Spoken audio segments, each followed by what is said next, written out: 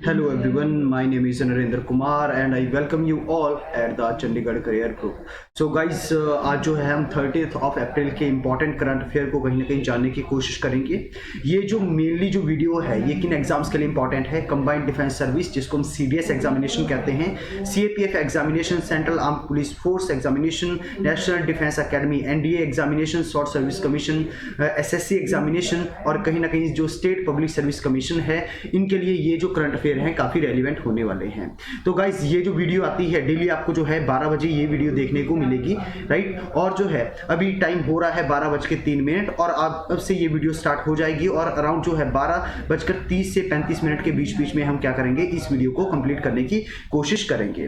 तो गाइज आपको क्या करना है, यदि आप इस वीडियो का पूरा 100% जो है बेनिफिट उठाना चाहते हो तो उसके लिए आपसे सिर्फ एक ही डिमांड है कि आपको क्या करना है, आपको पार्टिसिपेट करना है। More you will participate more you will learn. जितना ज्यादा आप क्या करोगे, पार्टिसिपेट करोगे, वही इतना आपको क्या देखने को मिलेगा, कहीं ना कहीं जो है उतना ही आपको सीखने को भी मिलेगा। यदि हम बात करते हैं कि आप पार्टिसिपेट करोगे कैसे, उसके लिए आपको क्या करना है, ये जो कमेंट बॉक्स है इसके अंदर जो है जो आपसे क्वेश्चन पूछे जाएंगे आपको क्या करना है, उन क्वेश्चंस का आंसर देना है, जिससे मुझे ये पता चल जाएगा कि कहीं ना कहीं आप पार्टिसिपेट कर रहे हो। और कहीं ना कहीं ये जो 30 मिनट्स होंगे ये आपको जो है एकदम फोकस के साथ देखने हैं। आपको जो आपका ध्यान कहीं भी भटकना नहीं चाहिए, बिकॉज आपको हमेशा ये चीज याद रखनी है कि कहीं ना कहीं ये जो फोकस होता है यही जो है आपकी रियलिटी को कहीं ना कहीं डिटरमाइन करता है कि आप फ्यूचर में करने के लिए क्या जा रहे हो। जितना फोकस के साथ, जितना पैशन के साथ इस काम को करोगे, जितने पैशन के साथ जो है इन्वॉल्व होगे, इस वीडियो को देखोगे, कहीं ना कहीं उतना ही आपके लिए भी बेनिफिशियल होगा। सो इसी के साथ हम क्या करते हैं, आज की वीडियो को करते हैं स्टार्ट। सो गाइस सबसे पहले जो पहला हमारा सेगमेंट है ये हमारा इंपॉर्टेंट डेज एंड इवेंट्स का, राइट। आज हमारे पास जो है कुछ इंपॉर्टेंट डेज हैं जिनको हम जानने की कोशिश करेंगे और कुछ ऐसे इवेंट्स हुए हैं जो कहीं ना कहीं हमारे एग्जाम के लिए इंपॉर्टेंट है, वो भी हम जानने की कोशिश करेंगे। लेकिन जैसा कि आपको अब इस जो वीडियो का जो एक पैटर्न है वो आपको पता चल चुका होगा कि कहीं ना कहीं पहले जो है हम चीजें रिवाइज कर लेते हैं उस कैटेगरी की और उसके बाद जो है हम आगे बढ़ने की क्या करते हैं, कोशिश करते हैं। तो सबसे पहले जो है आपको ये बताना है, यदि मैं बात करता हूं अप्रैल 28 की, ओके, अप्रैल 28 को हम जो है हमने कौन सा डे देखा था, ये बेसिकली आप क्या करोगे, आप जो है टाइप कर दोगे कमेंट बॉक्स के अंदर, राइट। अब आपने क्या कर दिया, अप्रैल 28 जो है बेसिकली क्या है, ये कौन सा डे है आपको ये बताना है। दूसरा जो है मैं आपको हिंट दे रहा हूं, इस डे को जो है ऑर्गेनाइज करवाती है इंटरनेशनल लेबर ऑर्गेनाइजेशन, ठीक है। इंटरनेशनल लेबर ऑर्गेनाइजेशन कहीं ना कहीं इस जो है डे को जो है ऑर्गेनाइज करवाती है और ऑब्जर्व करती है। अब आपको साथ में ये भी बताना है कि ये जो ILO है, इंटरनेशनल लेबर ऑर्गेनाइजेशन है, इसको जो है कब किया गया था और इसका हेडक्वार्टर आपको कहां पे देखने को मिलेगा। आई होप गाइस ये कहीं ना कहीं आप आंसर कर पा रहे होंगे, तो ये आपके लिए काफी इजी होगा, राइट। उसके बाद अगला जो पॉइंट आपको ये बताना है कि अप्रैल 29 को हम कौन सा डे ऑब्जर्व करते हैं, ये आपको बताना है, ओके। सो बस ये 2 डे आप बता दो, कहीं ना कहीं मुझे ये पता, ये मैं एक्सपेक्टेशन कर रहा हूं कि जो अप्रैल 22, 23, 24, 25, 26 ये डेज के बारे में कहीं ना कहीं आपको बहुत अच्छे से पता है। तो आज जो हमारा फोकस रहेगा वो अप्रैल 28 एंड 29 के ऊपर रहेगा और आई होप सो कि कहीं ना कहीं मैंने आपको इनफ टाइम दिया है टाइप करने के लिए, चीजों के लिए। तो आप क्या कर सकते हो, जो कमेंट बॉक्स है इसके अंदर जो है टाइप कर सकते हो, राइट। अब बढ़ते हैं हम आज के डे के ऊपर कि आज इंपॉर्टेंट डे है क्या। बेसिकली हुआ क्या है, जो अप्रैल 30 है, अप्रैल 30 को जो है हम कैसे ऑब्जर्व करते हैं, इसको ऑब्जर्व किया जाता है एज अ आयुष्मान भारत दिवस। कैसे ऑब्जर्व किया जाता है, एज अ आयुष्मान भारत दिवस। अब ये जो डे है इसको हम अप्रैल 30 को ही जो है क्यों ऑब्जर्व करते हैं एज अ आयुष्मान भारत दिवस, इसके पीछे का रीजन ये है क्योंकि अप्रैल 23 को अप्रैल जो है 30, आई एम सॉरी, अप्रैल जो 30 है इस दिन क्या किया था, 2018 के अंदर जो है प्राइम मिनिस्टर नरेंद्र मोदी ने जो आयुष्मान भारत स्कीम है इसको बेसिकली क्या कर दिया गया था, लॉन्च कर दिया गया था, राइट। अब ये जो स्कीम है ये कौन सी मिनिस्ट्री के अंडर आती है, पहला क्वेश्चन आपसे ये इजीली बन जाएगा। तो बेसिकली आपको फोकस ये रखना है कि ये जो मिनिस्ट्री है ये है आपकी ministry of the health and family welfare. जो मिनिस्ट्री का नाम क्या होगा, मिनिस्ट्री का नाम होगा health and family welfare, right. दूसरा पॉइंट जो है आपको ये याद रखना है कि ये जो आयुष्मान भारत स्कीम है इसको लॉन्च कब किया गया है, 2018 के अंदर लॉन्च किया गया है, जिस और डेट कौन सी थी, डेट थी आपकी अप्रैल 30, जिसकी वजह से हम क्या करते हैं, जो अप्रैल 30 है इसको हम ऑब्जर्व करते हैं एज अ आयुष्मान भारत दिवस।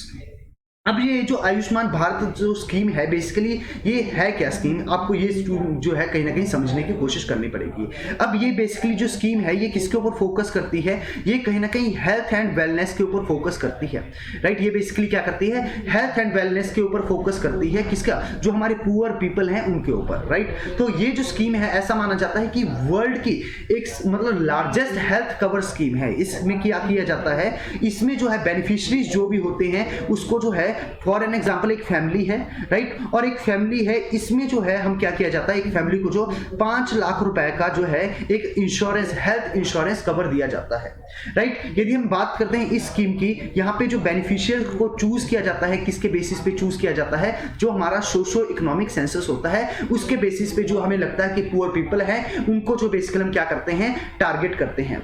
यदि हम बात करते हैं टारगेट की, तो जब ये स्कीम को जो है लॉन्च किया गया था उस समय का टारगेट ये था कि हम बेसिकली क्या करेंगे, under the Ayushman Bharat scheme जो है हम कहीं ना कहीं जो है 10 करोड़ फैमिलीज को कवर करने की कोशिश करेंगे। सो इनडायरेक्टली बोला जाए तो कहीं ना कहीं जो है ऐसा मान रहे हैं हम, एक फैमिली के अंदर जो है आपको कम से कम 5 मेंबर्स देखने को मिलेंगे।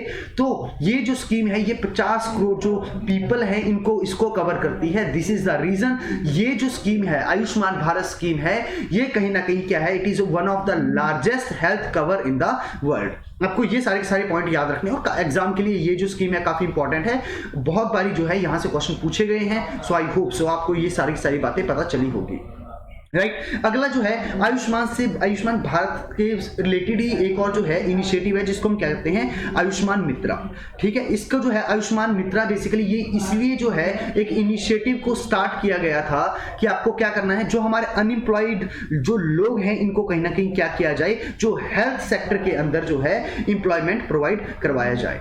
आई होप यहां तक आपको सारी चीजें अच्छे से पता चल चुकी होंगी। तो गाइस अभी तक हमने क्या देखा है कि जो अप्रैल 30 है उसको हम क्या करते हैं, सेलिब्रेट करते हैं, ऑब्जर्व करते हैं एज अ आयुष्मान भारत दिवस। और यदि आयुष्मान भारत दिवस हम क्यों ऑब्जर्व करते हैं अप्रैल 30 को, because in the year 2018 on the date of the April 30 prime minister Narendra Modi launch the Ayushman Bharat scheme which is one of the largest health cover scheme, right. One of the largest health cover scheme क्यों है, because it covers around 50 crore people. और जो है इसमें क्या किया जाता है, एक फैमिली को 5 लाख रुपीस का हेल्थ जो है इंश्योरेंस दिया जाता है। उसके बाद जो है आपको ये पता होना चाहिए कि ये जो आयुष्मान भारत स्कीम है ये कौन सी मिनिस्ट्री के अंदर आती है, it comes under the ministry of the health and the family welfare. और यदि हम बात करते हैं आयुष्मान भारत की, तो आयुष्मान भारत से रिलेटेड आपको एक और इनिशिएटिव देखने को मिलेगा जिसको हम कहते हैं आयुष्मान मित्रा। ये जो आयुष्मान मित्रा है ये बेसिकली इसका जो मेन पर्पस ये है एम्प्लॉयमेंट को जनरेट करना in the health sector, right. तो कहीं ना कहीं ये जो है बहुत सारे एन नंबर ऑफ क्वेश्चन यहां से फ्रेम हो सकते हैं और एक बहुत ही क्वालिटी वाला जो है ये एक स्लाइड है जहां से आपके जो है काफी अच्छे क्वेश्चंस फ्रेम हो सकते हैं। एंड आई होप सो कहीं ना कहीं आपने बहुत अच्छे से पार्टिसिपेट किया होगा और आपको ये सारी चीजें पता चल चुकी होगी। तो गाइस अब आ गया हमारा रिवीजन टाइम। तो सबसे पहले आपको ये बताना है, कहीं ना कहीं अब आपको थोड़ा जल्दी टाइप करना है, अप्रैल 30 कौन सा डे है, ओके। उसके बाद आपको अगला पॉइंट जो है ये बताना है कि अप्रैल 30 को बेसिकली यदि हम ये डे ऑब्जर्व करते हैं तो इसके पीछे का रीजन क्या है।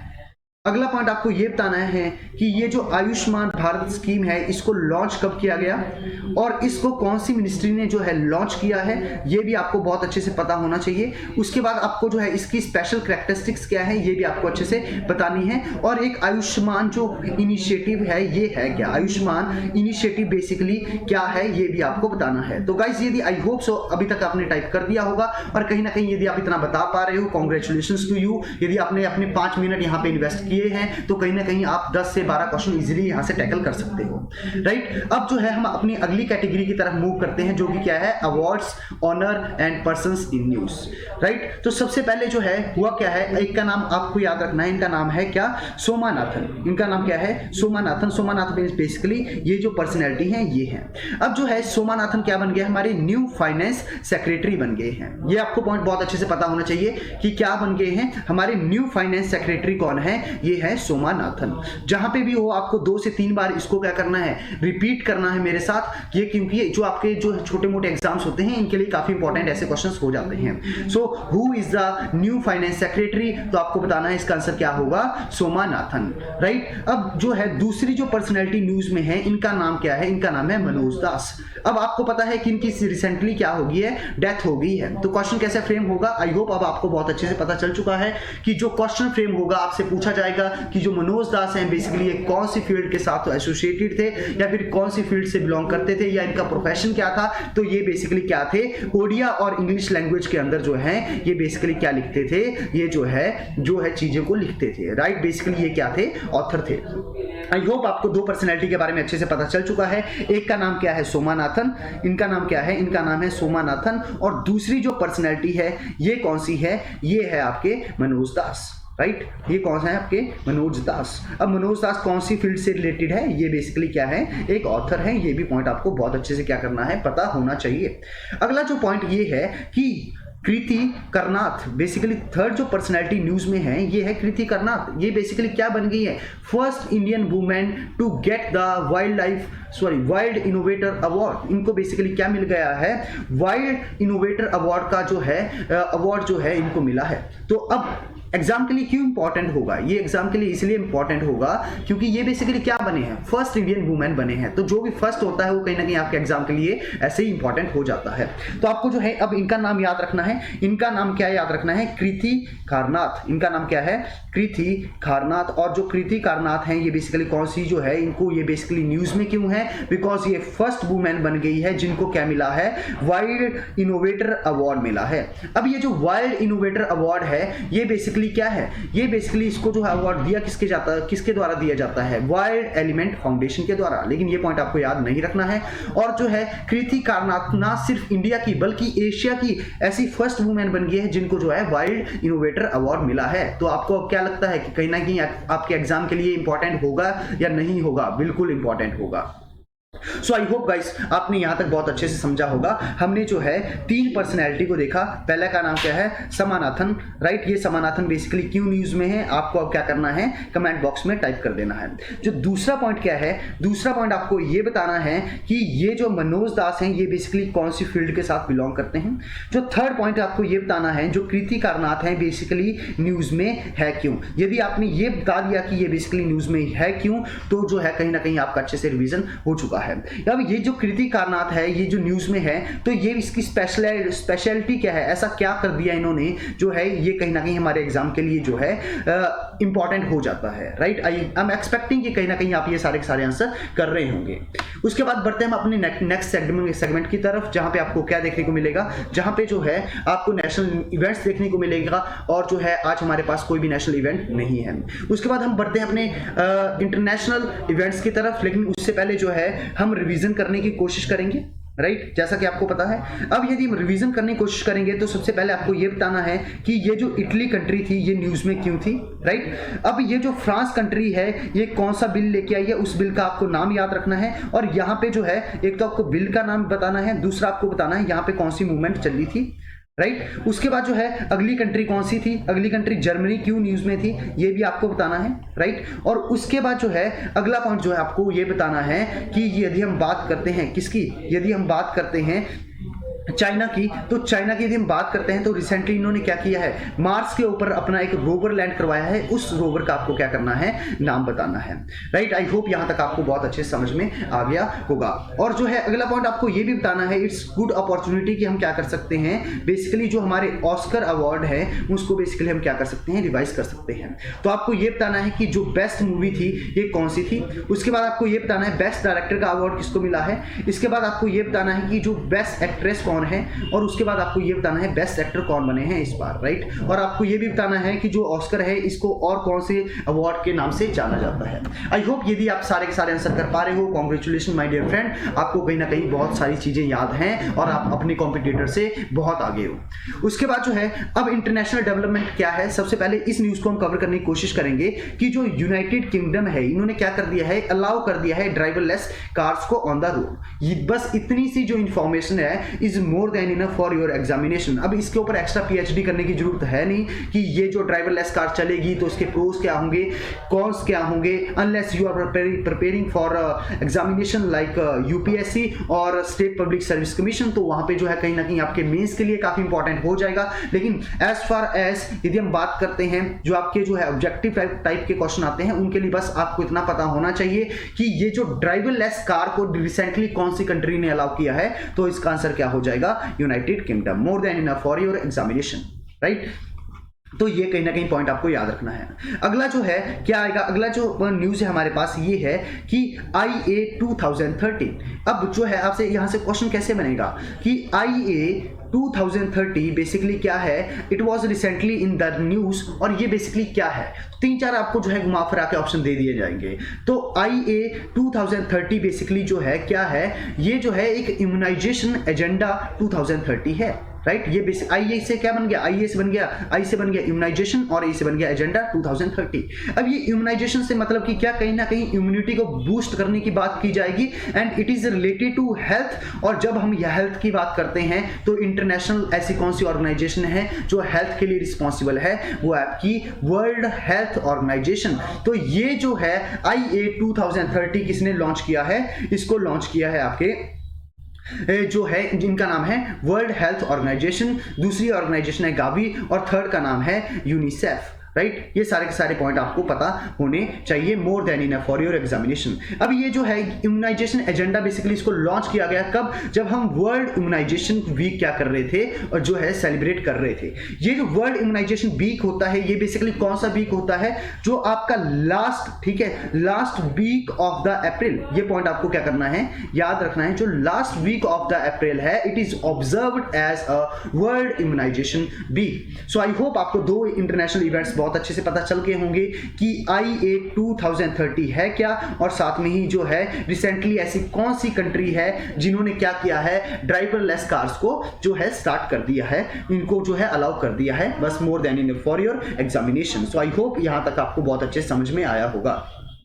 स्पोर्ट्स में गाइस हमारे पास कोई भी न्यूज नहीं है, कॉन्ग्रेचुलेशंस टू यू, कहीं ना कहीं कम पढ़ना पड़ेगा। इसके बाद रिपोर्ट्स एंड इंडेक्सेस में आज हमारे पास बहुत अच्छी अच्छी न्यूज है, लेकिन उससे पहले it's time to revise the things. तो सबसे पहले आपको क्या बताना है, world press freedom index, right. अब ये तो चीज़ आई होप अब तो आपको कोई नींद में भी ये चीज़ पूछ ले तो आपका जो आंसर निकलेगा वो हमेशा सही निकलेगा। वर्ल्ड प्रेस फ्रीडम इंडेक्स जो है ये बेसिकली पहले आपको ये बताना है कि कौन सी ऑर्गेनाइजेशन इसको बेसिकली क्या करती है, पब्लिश करती है, राइट। अगला क्वेश्चन मेरा क्या आएगा, अगला क्वेश्चन ये बनेगा कि इसमें जो है फर्स्ट रैंक पे कौन है, उसके बाद इंडिया का रैंक क्या है, इसके बाद आपको ये बताना है कि चाइना का रैंक कौन सा है, उसके बाद आपको अगला पॉइंट ये बताना है कि 180th रैंक किसका है, right. More than enough for your examination. इसके बाद क्वेश्चन नहीं बनेगा। अगला जो इंडेक्स क्या आएगा, अगला जो इंडेक्स आएगा ग्लोबल, यदि हम बात करते हैं ग्लोबल एनर्जी ट्रांजिशन इंडेक्स, दूसरा इंडेक्स कौन सा है, ग्लोबल एनर्जी ट्रांजिशन इंडेक्स। और यदि हम ग्लोबल एनर्जी ट्रांजिशन इंडेक्स की बात करते हैं तो सबसे पहले आपको ये बताना है कि इसको जो है पब्लिश कौन करता है, कौन सी ऑर्गेनाइजेशन है जो इसको पब्लिश करती है। अगला पॉइंट आपको ये बताना है कि यदि ये ऑर्गेनाइजेशन इसको पब्लिश कर रही है तो ये जो ऑर्गेनाइजेशन है इसको फाउंड कब किया गया, इसका आपको क्या करना है, ये जो है ईयर भी बताना है और इसका हेडक्वार्टर कहाँ पे भी है। अब जो बच्चा बहुत सीरियस है, जिस बच्चे ने चीज़ें याद की है गाइस, वही इसका आंसर कर पाएगा। और जो फर्स्ट टाइम इसको देख रहे हैं उनको जो है घबराने की जरूरत नहीं है। यहाँ से जो है बेंचमार्क सेट होते हैं कि आपके कॉम्पिटिटर्स कहाँ पे स्टैंड कर रहे हो, और जो है आपको भी कहीं ना कहीं इन्हीं की पेस को क्या करना है, मैच करना है, राइट। तो आपको हमेशा जो है प्रेपरेशन में अपने स्टैंडर्ड्स हमेशा हाई मेंटेन करके चलने हैं। जितना आप तगड़ा आपका रिवीजन होगा कहीं ना कहीं एग्जाम आपके लिए उतना ही इजी होगा। अब जो है ग्लोबल एनर्जी ट्रांजिशन इंडेक्स की यदि हम बात करते हैं तो फर्स्ट पे कौन सी कंट्री है, पहला पॉइंट आपको ये बताना है। दूसरा पॉइंट आपको ये बताना है इसमें इंडिया का रैंक है क्या, more than enough for your examination. Okay, यदि आप जो है सोच रहे हो कि मैंने एक चीज छोड़ दी है वो है चाइना का रैंक, तो आप वो क्या कर सकते हैं, आप वो भी बता सकते हो। अगला जो है पॉइंट आपको ये बताना है कि एक और इंडेक्स आता है जिसका नाम क्या है, ग्लोबल एनर्जी रिव्यू। अगला पॉइंट क्या आएगा, ग्लोबल एनर्जी रिव्यू। अब ये जो ग्लोबल एनर्जी रिव्यू है ये कौन सी जो एजेंसी है, ये कौन सा जो है, आई एम सॉरी ये मैंने ऑलरेडी आपको हिंट दे दिया कि ये ऐसी कौन सी इंटरनेशनल ऑर्गेनाइजेशन है जो कि क्या करती है, इसको पब्लिश करती है। ये ऑर्गेनाइजेशन फाउंड कब की गई आपको ये बताना है, और इसका हेडक्वार्टर आपको कहाँ पे देखने को मिलेगा ये भी आपको बताना है, राइट। अब बढ़ते हैं हम आज के सेगमेंट की तरफ, जहां पे हम रिपोर्ट्स एंड इंडेक्सेस को देखेंगे। एंड गाइस, आपके एग्जाम के लिए बहुत ही अच्छे आज चीजें हैं जो कि आपको क्या करना है, याद रखना है। हम अगला जो है, जो मेन न्यूज ये है कि रिसेंटली क्या हुआ है, हेनले पासपोर्ट इंडेक्स आया है। कौन सा इंडेक्स आया है? हेनले पासपोर्ट इंडेक्स आया है। ओके, कौन से ईयर के लिए? 2021 के लिए। तो पहले आपको क्या करना है, ये जो है 2 से 3 बार बोल लेना है कि हेनले पासपोर्ट इंडेक्स है। अब ये जो हेनले पासपोर्ट इंडेक्स है, ये बेसिकली क्या शो करता है? ये बेसिकली शो करता है कि किसी भी कंट्री का जो है, जो वीजा है, सो आपका क्या है, जो पासपोर्ट और वीजा है, बेसिकली कितने जो है पावरफुल है, कितने पावरफुल है। अब पावरफुल का कैसे पता चलेगा? आपने एक चीज समझी होगी, visa on arrival, right? Visa on arrival. तो आप जब के उस कंट्री से बिलोंग कर रहे हो, फॉर एन एग्जांपल आप जापान से कहीं किसी कंट्री में जा रहे हो, तो आपको जो है वीजा जापान में लेने की जरूरत नहीं, उसी कंट्री में जाके जो है वीजा ले सकते हो। तो कहीं ना कहीं ऐसे कुछ मापदंड होते हैं, ऐसे कुछ क्राइटेरियाज होते हैं जो कि हेनले पासपोर्ट इंडेक्स के अंदर इंक्लूड किए जाते हैं, और इसके बेसिस पे जो है रैंकिंग दी जाती है कंट्रीज को। जो सबसे टॉप पे होगी उसका सबसे स्ट्रॉन्ग जो वीजा होगा, और सॉरी पासपोर्ट होगा, और जो सबसे लास्ट में होगी उसका कहीं ना कहीं सबसे कमजोर जो है आपको क्या देखने को मिलेगा, पासपोर्ट देखने को मिलेगा, राइट? तो सबसे पहले जो है आपको जो है क्या करना है, फर्स्ट रैंक को याद रखना है। फर्स्ट पे कौन है? जापान। ओके, सबसे पहले कौन सा है? जापान। उसके बाद आपका फोकस होना चाहिए किसके ऊपर? इंडिया के ऊपर। इंडिया का रैंक क्या है? इंडिया का रैंक है 80। इंडिया का जो रैंक है ये है आपका 85, राइट? तो गाइज यहाँ पे जो है, जब आपको पीडीएफ मिलेगी, यदि उसमें जो है 84 लिखा होगा तो उसकी जगह क्या कर लेना, आप 85 कर लेना। क्यों? क्योंकि 2020 के अंदर जो है रैंक क्या था, 84 था। अब इंडिया का क्या हो गया है, 85 हो गया है। और यदि पाकिस्तान की बात करते हैं तो पाकिस्तान का 107 और अफगानिस्तान का है कितना, 110, राइट? तो अभी तक आपने यहां से पॉइंट क्या क्या याद रखने हैं कि हेनले पासपोर्ट इंडेक्स में फर्स्ट पे कौन सी कंट्री है जिसका सबसे स्ट्रॉन्गेस्ट पासपोर्ट है, इंडिया का रैंक कौन सा है, उसके बाद आपको यह पता होना चाहिए कि पाकिस्तान का रैंक क्या है, उसके बाद आपको यह पता होना चाहिए कि इसमें जो है आपका जो है सबसे लास्ट में कौन सी कंट्री आएगी, राइट? आई होप यहां तक आपको बहुत अच्छे से क्लियर हो चुका होगा। अगला जो इंडेक्स हमारे पास है, इसका नाम क्या है? इसका नाम है चैंडलर गुड गवर्नमेंट इंडेक्स। जो इंडेक्स का नाम क्या है? Chandler good government index. अभी ये जो है चैंडलर गुड गवर्नमेंट जो इंडेक्स है, इसको जो है रिलीज किया जाता है जो चैंडलर इंस्टीट्यूट ऑफ गवर्नेंस है, जिसका हेडक्वार्टर आपको कहां पे देखने को मिलेगा, सिंगापुर में देखने को मिलेगा। लेकिन ये इंपॉर्टेंट पॉइंट नहीं है, बस आपको ये पता होना चाहिए जो चैंडलर गुड गवर्नमेंट इंडेक्स है, इसमें जो है सबसे टॉप के ऊपर कौन सा है? सबसे टॉप के ऊपर क्या है आपको देखने को मिलेगा? Finland, followed by the Switzerland and the Singapore. ये याद भी नहीं रखोगे तब भी बात बन जाएगी। अब इसमें जो है इंडिया का रैंक क्या है? इसमें इंडिया का रैंक है 49th। इसमें इंडिया का रैंक कितना है? 49th। अब इंडिया के रैंक में आपको बोलूंगा आपको क्या करना है, एक अच्छा आपको चैलेंज मिलेगा यहां से, एक तरीके का चैलेंज ही समझ लो आप। I am challenging your knowledge. तो आपको क्या करना है, आपको ये बताना है कि इंडिया का 142 रैंक कौन से इंडेक्स में है।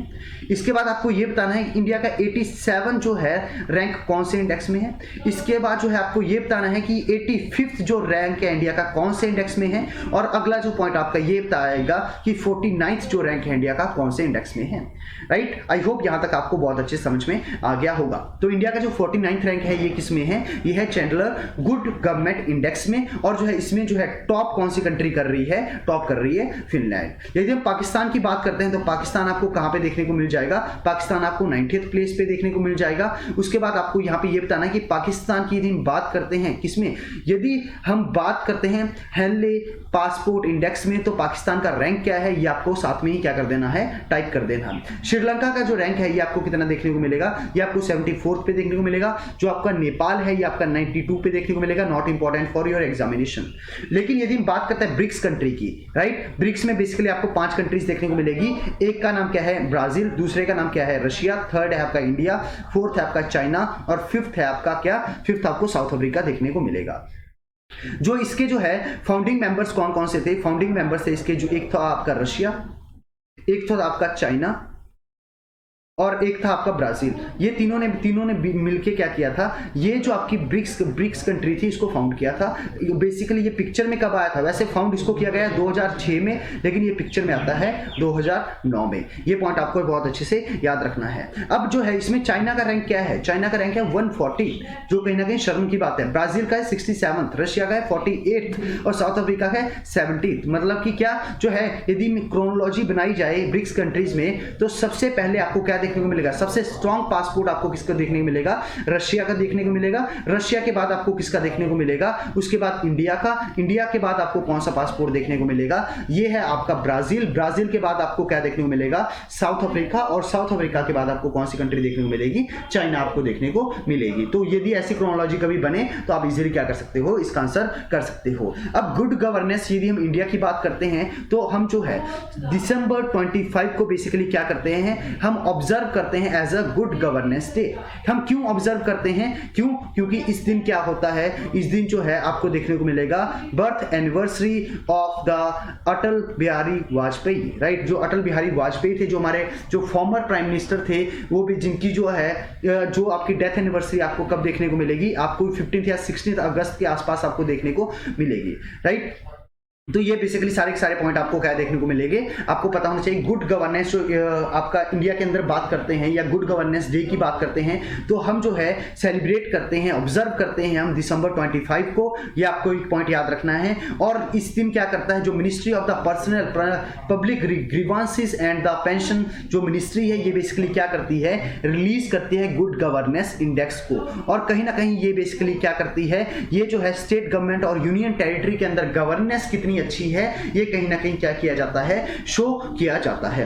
आई होप यहां तक आपको बहुत अच्छे से समझ में आ गया होगा, राइट? तो गाइस अभी तक आपको क्या पता चल चुका है? गुड गवर्नेंस की यदि मैं बात करता हूं तो अभी आपको ये पता होना चाहिए कि ये जो आपका क्या है, जो आपका चैंडलर गुड गवर्नमेंट इंडेक्स है, इसमें इंडिया का रैंक क्या है ये आपको अच्छे से पता होना चाहिए। फर्स्ट के ऊपर कौन है ये आपको पता होना चाहिए। और उसके बाद सबसे जो है आपको ये पता होना चाहिए ब्रिक्स कंट्री में सबसे टॉप के ऊपर कौन है, दूसरे नंबर पे कौन है, तीसरे पे कौन है, चौथे पे कौन है, पांचवें पे कौन है।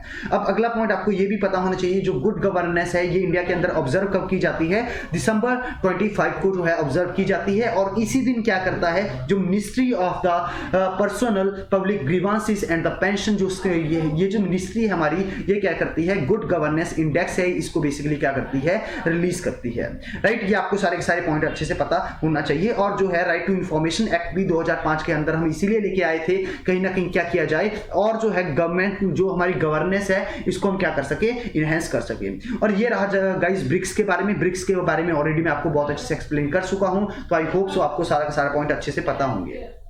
यदि मैं डिफेंस की बात कर रहा हूं तो डिफेंस के लिए आज हमारे पास आपको क्या देखने को मिलेंगे? बहुत ही अच्छे करंट अफेयर्स आपको देखने को मिलेंगे, राइट? तो सबसे पहले जो आपको ये देखने को मिलेगा कि रिसेंटली क्या किया है, जो सिप्री है, सिप्री बेसिकली क्या है? Stockholm International Peace Research Institute. इसकी जो फुल फॉर्म क्या है? इसकी जो सिप्री की फुल फॉर्म है Stockholm International Peace Research Institute. इसने रिसेंटली क्या किया है? एक अपनी रिपोर्ट को पब्लिश किया है जिसको हम क्या कहते हैं? SIPRI military expenditure database.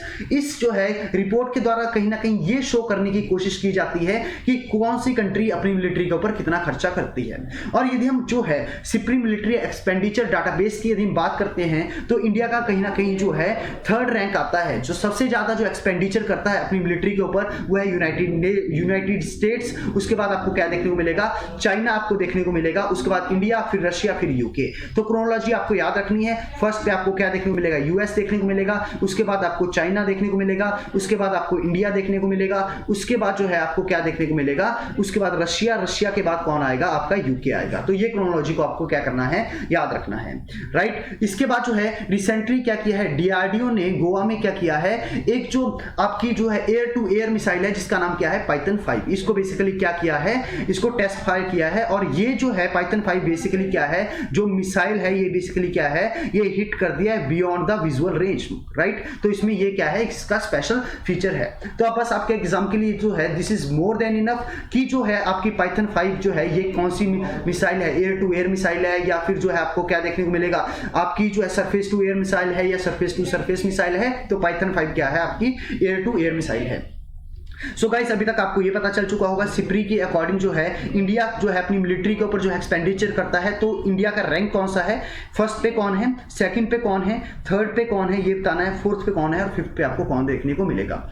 उसके बाद जो है अगली जो न्यूज है ये भी कहीं ना कहीं हम कह सकते हैं डिफेंस सेक्टर से रिलेटेड है। रिसेंटली क्या किया कि जो इंडियन आर्मी है, जो हमारी इंडियन आर्मी है, इसने मेमोरेंडम ऑफ अंडरस्टैंडिंग को साइन किया। किसके साथ में? ये जो हिंदुस्तान पेट्रोलियम कॉर्पोरेशन लिमिटेड है और साथ में जो national integrity and the educational development organisation है, इसके साथ जो है बेसिकली इन्होंने मेमोरेंडम ऑफ अंडरस्टैंडिंग साइन किया और इन तीनों ने मिलकर क्या किया है, लद्दाख के अंदर जो है इग्नाइटेड माइंड्स प्रोजेक्ट बनाया है, राइट। ये बेसिकली इग्नाइटेड माइंड प्रोजेक्ट का काम क्या होगा कि जो बच्चे हैं उनको बेसिकली क्या करना, उनके लिए जो है हम क्या करेंगे, एक तरीके से सेंटर ऑफ एक्सीलेंस बनाएंगे जहां पे हम क्या करेंगे, उनका जो है उनको स्किलफुल करेंगे ताकि उनका एक बेटर फ्यूचर हो। अब ये जो है लद्दाख से आपको ये पता होना चाहिए जो गवर्नर और एडमिनिस्ट्रेटर जो है कौन है लद्दाख के, इनका नाम क्या है, राधा कृष्ण माथुर। इनका नाम क्या है, Radha Krishna Mathur, right. I hope यहां तक आपको बहुत अच्छे से पता चल चुका होगा। सो गाइस ये बेसिकली अभी तक हमने क्या क्या देखा है, हमने पाइथन 5 के बारे में पढ़ा, हमने सिप्री के बारे में पढ़ा और हमने इग्नाइटेड माइंड्स प्रोजेक्ट के बारे में पढ़ा। अब एक पूछा जाएगा इग्नाइटेड माइंड्स प्रोजेक्ट बेसिकली किसके लिए, जो कहीं ना कहीं ये जो है स्किल डेवलपमेंट से रिलेटेड आपको जो है प्रोग्राम देखने को मिलेगा, राइट। अगली जो कैटेगरी गाइस हमारे पास है ये है इन्वायरमेंट, और इन्वायरमेंट में हमारे पास जो है बहुत अच्छी एक न्यूज है।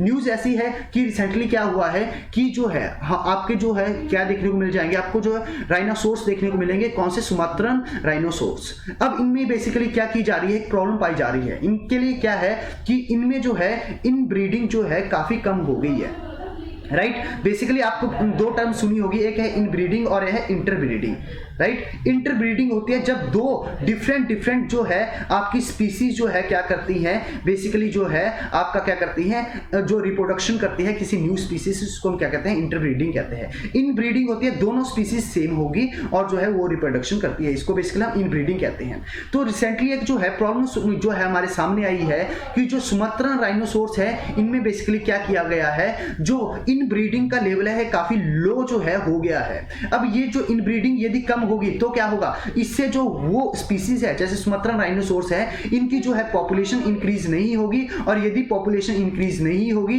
तो IUCN उसको कहां पे डाल देगा, क्रिटिकली एंडेंजर्ड जो है लिस्ट में डाल देगा। अब IUCN को जो है फाउंड कब किया गया, एक पॉइंट आपको ये बता देना है।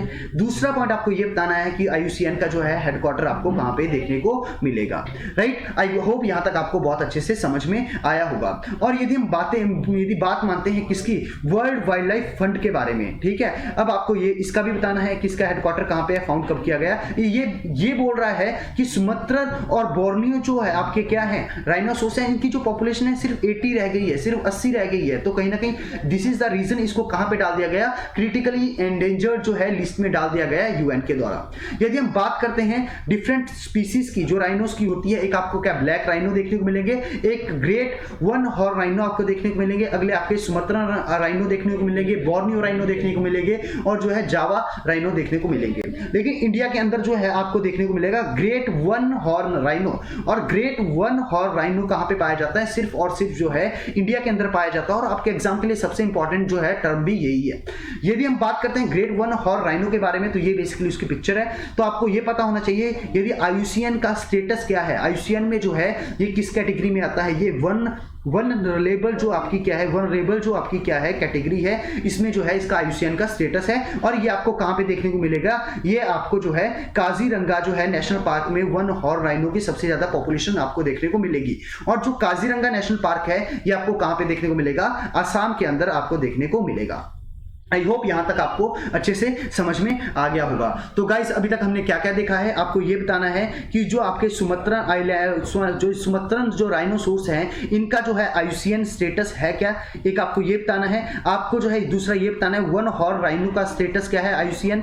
उसके बाद आपको ये बताना है कि वन हॉर्न राइनो कौन सी कंट्री में पाए जाते हैं। और इंडिया के अंदर यदि मैं बात कर रहा हूं कि जो वन हॉर्न राइनो होते हैं ये बेसिकली जो है आपको कौन से नेशनल पार्क में देखने को मिलेंगे, और वो नेशनल पार्क कौन सी स्टेट में है। ये 5 पॉइंट आपको क्या करने हैं, बताने हैं। अभी बेसिकली ये जो एक जो है न्यूज है जिसका नाम क्या है, नोडावैक आर। जो नोडावैक आर है ये बेसिकली क्या है, एक आपकी वैक्सीन है, राइट। ये बेसिकली वैक्सीन किसके द्वारा बनाई गई है, central institute of brackish aquaculture जो है एक क्या है इंस्टीट्यूट है, इसने क्या किया है, इसका हेडक्वार्टर है चेन्नई में। और इसने जो है ये जो है क्या किया है, ये जो वायरल है, ये जो वायरस है इसके अगेंस्ट वैक्सीन बना दी है। अब ये जो वायरल है ये होता किससे है, बेसिकली ये जो है फिश से ये वायरस होता है, और कहीं ना कहीं ये ह्यूमंस के जो आपके नर्वस सिस्टम है उसको इंपैक्ट करता है। तो ये आपको पता होना चाहिए। और इसके लिए जो वायरस है, वायरस का नाम क्या है? इसका नाम है बेटांडा वायरस, ठीक है। इसका नाम क्या है? बेटांडा जो आपका वायरस है, ये बेसिकली आपको पता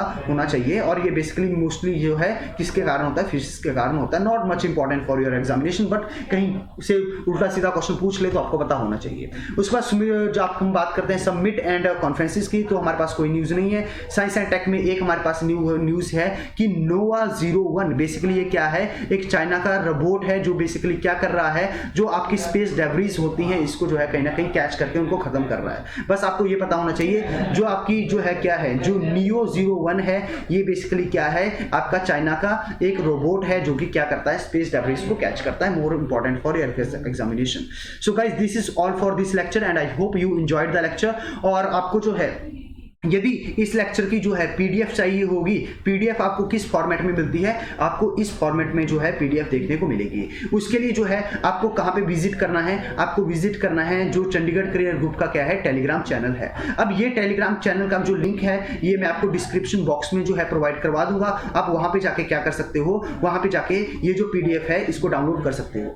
अब ये जो पीडीएफ को मैं इतना मतलब आपको क्यों बता रहा हूं?